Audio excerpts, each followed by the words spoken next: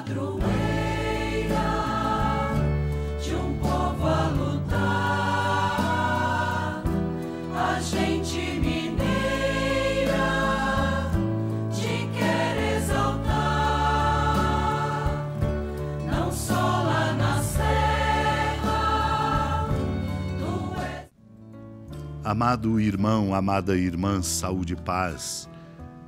Juntos, por graça de Deus, aqui congregados ao redor de Nossa Mãe neste sábado, percorrendo o caminho e avançando na contagem dos dias deste primeiro mês do ano de 2018, a palavra de Deus venha nos interpelar e nós possamos assim abrir nossos corações e nos colocar na condição de discípulos e discípulas, filhos e filhas de Deus, fecundando a nossa cidadania e trabalhando para que a nossa sociedade reencontre rumos e, sobretudo, na força da solidariedade, do respeito ao bem comum e do cuidado particular e primeiro com os mais pobres. Lembro aqui Santo Efrém, um diácono, num dos seus hinos, quando diz: quem poderá compreender, Senhor, toda a riqueza de uma só das vossas palavras? Como o sedento que bebe da fonte, muito mais é o que perdemos do que o que tomamos. Meu irmão, minha irmã, a palavra do Senhor apresenta aspectos muito diversos, segundo as várias perspectivas dos que a estudam. O Senhor pintou a sua palavra com muitas cores, a fim de que cada um dos que a escutam possam descobrir nela o que mais lhe agrada e lhe convém. Escondeu na sua palavra muitos tesouros, para que cada um de nós se enriqueça e um qualquer dos pontos nós possamos assim nos sustentar. A palavra de Deus é a árvore da vida, que de todos os lados oferece um fruto bendito, como a rocha que se abriu no deserto, jorrando de todos os lados uma bebida espiritual. Naquele tempo, Jesus voltou para casa com os discípulos e de novo se reuniu tanta gente que eles nem sequer podiam comer. Quando souberam disso, os parentes de Jesus saíram para agarrá-lo, porque diziam que estava fora de si. Amado irmão, amada irmã, a palavra de Deus confronta a nossa mentalidade.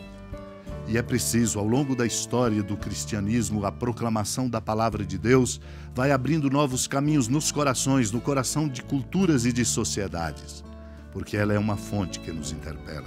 É por isso que nós não podemos viver um só dia sem proclamar a palavra e sem amorosamente escutá-la. Ainda que seja um pequeno trecho, o coração vai ganhando aquela modulação indispensável com o coração de Deus.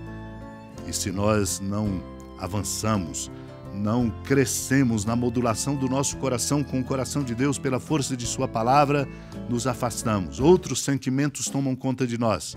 Somos dominados por outras razões. E não habita em nós a força do amor de nosso Deus. Por isso, Jesus, em casa e em todos os lugares, reunia tanta gente que nem eles podiam comer, não havia tempo, porque há uma sede no nosso coração.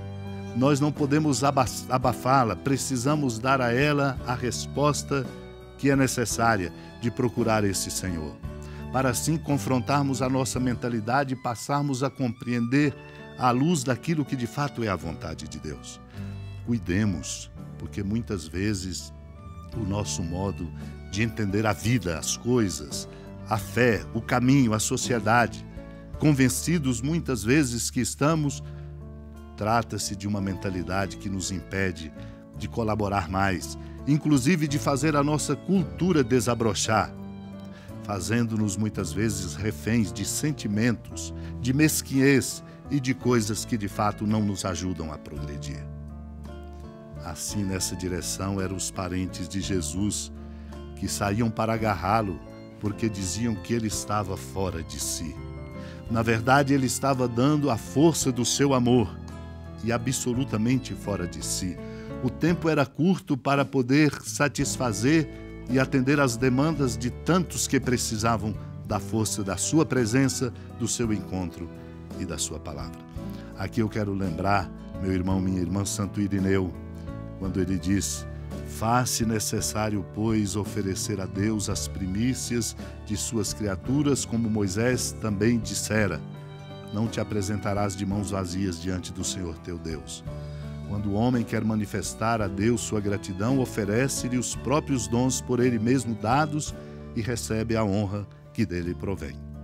Mas depois aqueles que receberam a graça da liberdade põem à disposição do Senhor tudo quanto possuem, dando com alegria e generosidade não apenas as coisas de menor valor, pela esperança que têm das maiores. Amados e amadas de Deus, vamos nos oferecer pela força da nossa transformação, pela busca constante de nossa conversão, não nos deixando morrer e viver na mediocridade, mas dando respostas novas. Vamos suplicar esta graça. Precisamos, porque precisamos ser uma nação com novas respostas.